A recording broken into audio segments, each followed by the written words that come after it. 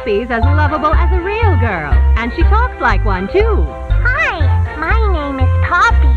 I love you. Can you help me polish my shoes? Why, of course, Poppy. Just like a real girl, Poppy always wants to look her best. Perfect. Thank you. Her hair is sturdy and won't come out when you brush it, and smells just like a poppy flower.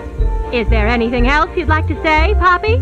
I'm a real girl, just like you. Ce que vous venez de voir, c'était la présentation officielle de Poppy, la première poupée capable de tenir une vraie conversation avec un enfant. À l'époque, Playtime Co. vantait une prouesse technologique révolutionnaire, mais en réalité, c'était tout sauf de la technologie. Derrière ce sourire et ces mots programmés se cachait quelque chose de bien plus inquiétant. Poppy n'était pas juste une poupée. Elle était la première étape d'un projet que personne n'aurait jamais dû lancer. Et aujourd'hui, on va découvrir comment tout a réellement commencé. Tout commence en 1930 avec un homme nommé Elliott Ludwig.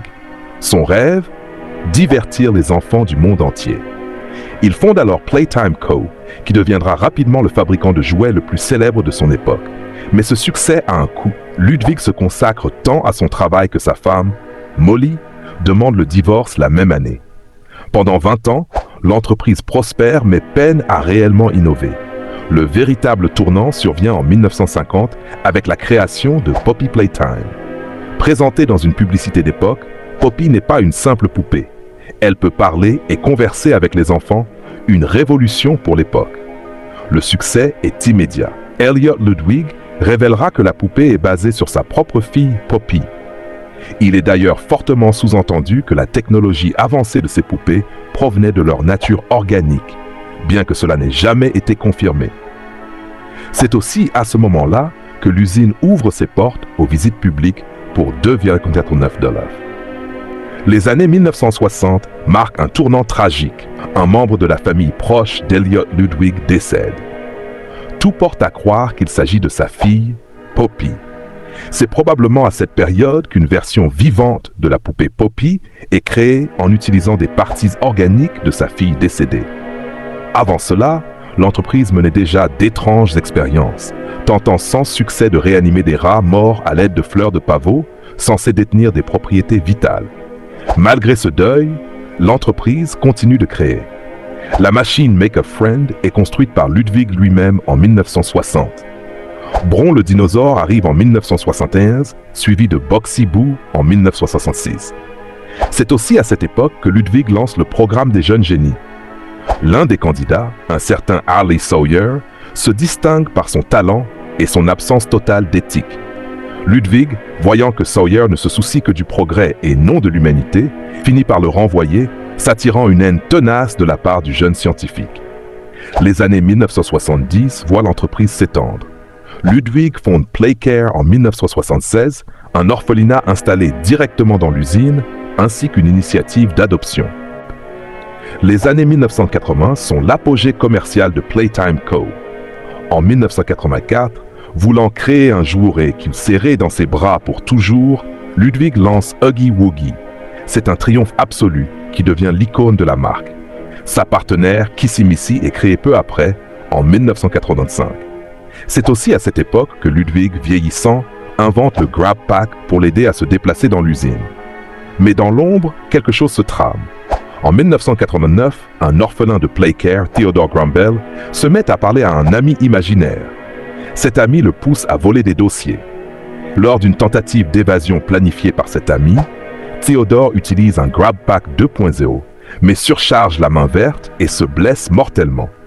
Son ami imaginaire, qui se révèle être le prototype, une expérience biologique secrète, choisit de renoncer à sa propre liberté pour traîner Theodore jusqu'à une infirmerie, lui sauvant la vie. Cet acte marque le début de l'influence grandissante du prototype. Cette même année 1989 voit le lancement des Smiling Critters. La ligne est un échec. Le jouet Catnap donne des cauchemars aux enfants. Une enquête interne révèle que les jouets ne contiennent pas de lavande, mais une étrange brume rouge. L'entreprise doit rappeler tous les jouets Catnap, un scandale public. Au début des années 1990, Elliott Ludwig est décédé. Des indices suggèrent qu'il aurait été assassiné par Harley Sawyer. Laith Pierre, le nouveau dirigeant, fait face à une entreprise en crise.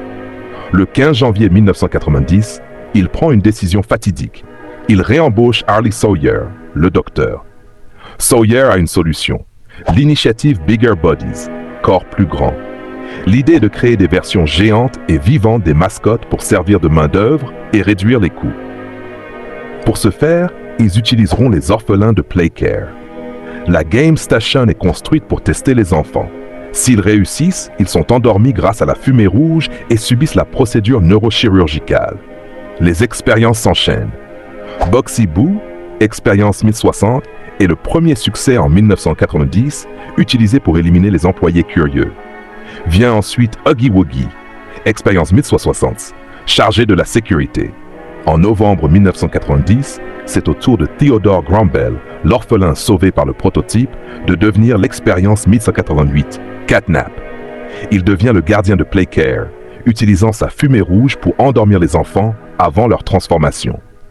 En 1991, l'orpheline Mary Payne devient Mommy Longlegs. L'usine devient un lieu de terreur. Les employés commencent à remarquer des choses. Rowan Stoll, chef de l'informatique, enquête sur la statue de Huggy Wuggy, désormais vivante, qui semble fixer les enfants. Il tente d'exposer l'entreprise. Le 15 juillet 1991, sentant sa mort imminente, il enregistre une cassette pour tout révéler. Il n'en aura pas le temps. Il est dévoré par Boxy Boo. L'entreprise efface alors toute sa base de données. Les expériences deviennent instables. En juin 1992, Huggy Wuggy s'échappe de l'usine en pleine nuit, tuant 11 employés avant d'être capturé.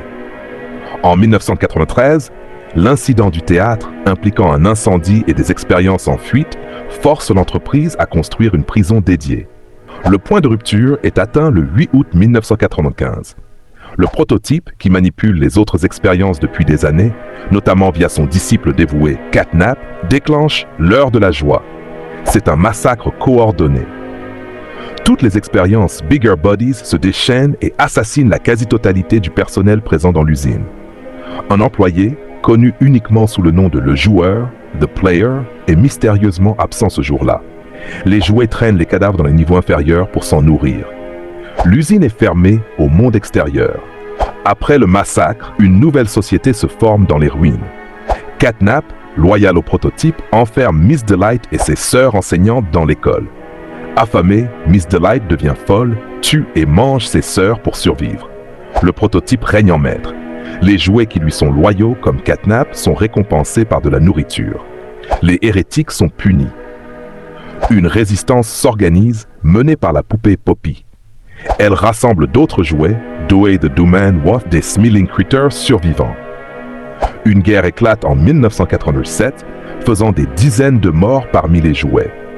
Mais un jour, Poppy disparaît mystérieusement. Le prototype l'a capturée et enfermée dans sa boîte en verre. Les survivants continuent de lutter. Nous sommes en 2005. Le joueur, l'ancien employé qui a échappé au massacre 10 ans plus tôt, reçoit un mystérieux colis.